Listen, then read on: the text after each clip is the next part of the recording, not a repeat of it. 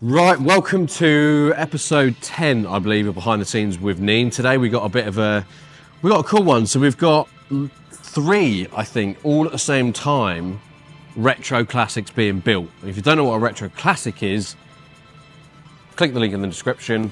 It's a Rivolve retro classic. It's basically, we bring these vehicles up to spec to the point where they're comfortable and really nice to ride, and then we make sure the outside and the inside look as classic as possible using galvanized bumpers and like kind of the different front and the classic grille. You would have seen, if you've been on the Neen YouTube channel before, you'd have seen a couple of these we've already done, but significantly we've got three happening at the same time. Now, one of the things that people kind of forget about is actually the dashes, you know, getting the interior correct and making sure that the exterior matches the interior can be quite a long of a job. It looks great in the car, but what people don't realise is actually how much effort is put into it. So on here, we've got a couple of bits that are going in there.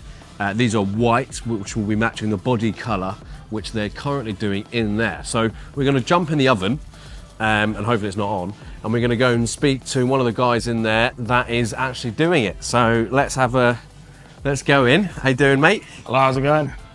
Good. Right, so basically I'm trying to explain the process behind getting these dashes to the standard that they're at.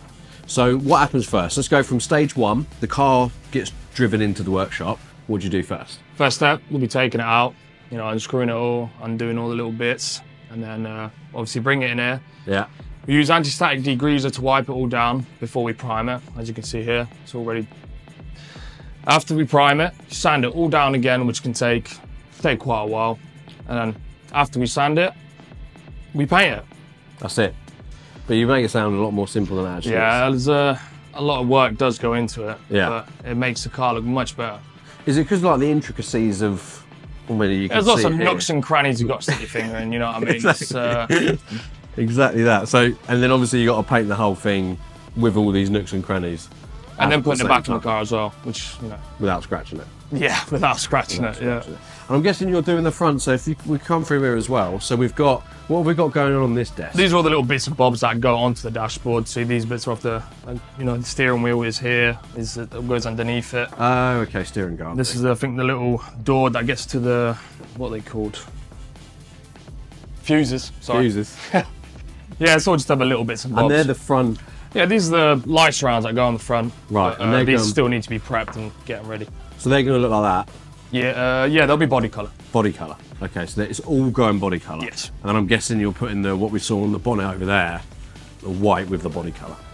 Oh yeah, for the radio, which goes in the front, radio. Yeah. That's going to go white, and then the little trims around the speedometer, they're also going white. Just to add a bit of contrast to make it look a bit better.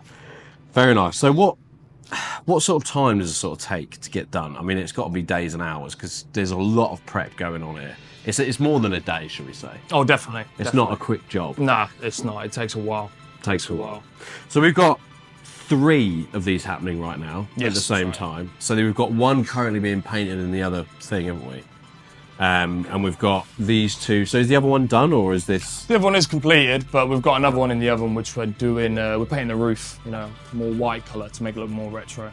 Are they all going white? Oh, that's already white, isn't it? On there? Yeah, so they're all going white. Yeah. So we're going to have three basically identical looking. Well, there's two 90s and one 110. Two 90s and one 110. Well, there you go. That is the kind of a little bit of the behind the scenes of the effort that actually goes into getting one of these retro classics done. Obviously, that's not including the wheels, the chassis, not the chassis, the bumper, all of the little bits, all of the little surrounds. And obviously, are you putting on the classic side steps, or are you leaving those ones? Yeah, we're putting the little, you know, flip up ones. The little flip up ones. We're putting those ones on. I think I prefer them, to be honest, than the normal side steps. I think they just look a lot cooler. And then are you doing any custom interior on these ones, or are we just leaving it? Apart from the dashboard, that's it. That's all we're doing for the interior, yeah. We also do have, which a lot of people mention, is the Melville and Moon, I get in trouble, seat covers that go so well with all of this combined, and then you put those Melville and Moons in. It does fit with the style, doesn't it? It just fit. It just looks. I think it just looks cool. It's good. Anyway, thank you very much. No worries. There we go. That is the pretty much the start of the process of a retro classic.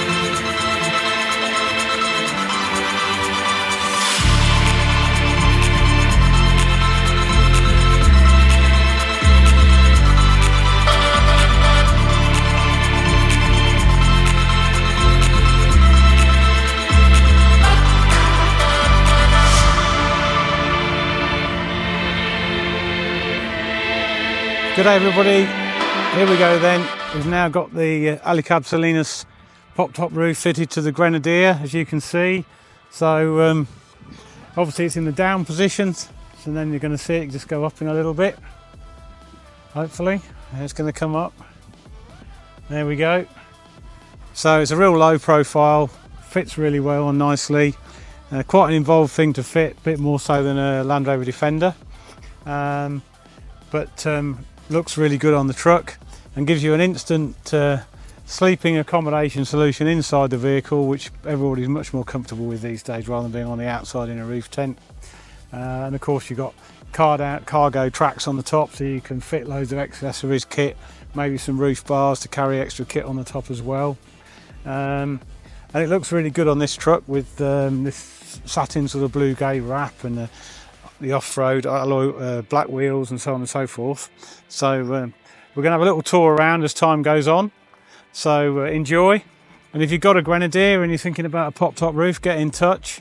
Or if you're looking at a used or even a new Grenadier, we can also help there as well for you. So enjoy the video and we'll catch up soon. Thank you.